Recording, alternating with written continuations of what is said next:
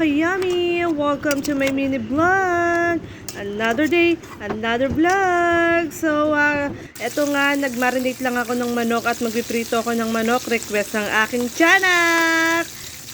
Napakahirap nga mag-isip ng ulam, kaya kung ano ang nire-request niya, kailangan nating sundin para hindi na tayo mag-isip kung ano ang ating lulutuin. Fast forward niya kinabukasan pag-uwi ko, eto may naluto na si dading gulay. Nung una pa nga ayaw kainin ng anak ko yan. Pero nung natikman niya, nako, kamuntik nang ubusin ng kanin at ang ulam. Kamuntik na kaming hindi makakain dahil sarap na sarap siya pag ganyan ang mga ulam. So pagkatapos nga namin kumain mag-ina, eto napakarami kong gagawin. Pero imbis na magtupi ako, naku, tinulugan ko na lang yan. So dahil nga magluluto ako ng isda ng gabi, kaya kailangan ko yung samsamin. Gabi ko na yan nasamsam, ay hapon ko pala yan nasamsam.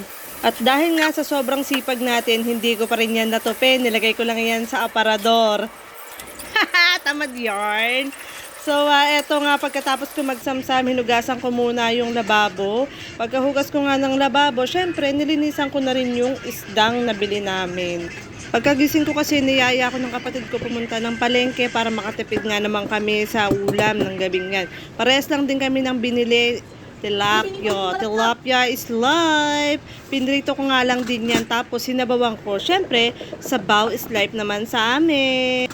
Tamad na tamad nga ako nung mga oras na yan, pero wala tayong magagawa. Kailangan natin kumilos. Holiday nga ng mga araw na yan, kaya ang ginawa ko, natulog talaga ako ng hapon. So pagkahugas ko nga, ito nilinisan ko na rin yung isda para masimulan na ang pagluluto kasi gumagabi na rin. Gagabihin kami sa pagkain, di mapupuwet na naman kami, maghahabol na naman ng tulog. Hi, buhay!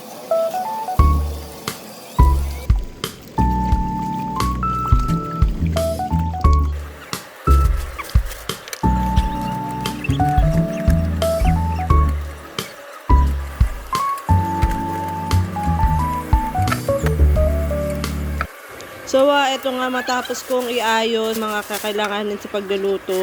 Talagang si daddy na ang pinagluto ko kasi tinatamad talaga ako ng mga araw na yun. Ewan ko ba kung anong meron, basta tinatamad ako.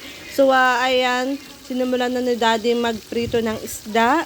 Pagkaprito nga niya, nagisa rin siya ng alamang. Napakasarap ng alamang na yan. Hindi na nga inabot yan ng kinabukasan dahil naubos agad namin. So, hanggang dito na lang muna guys. Thank you for watching.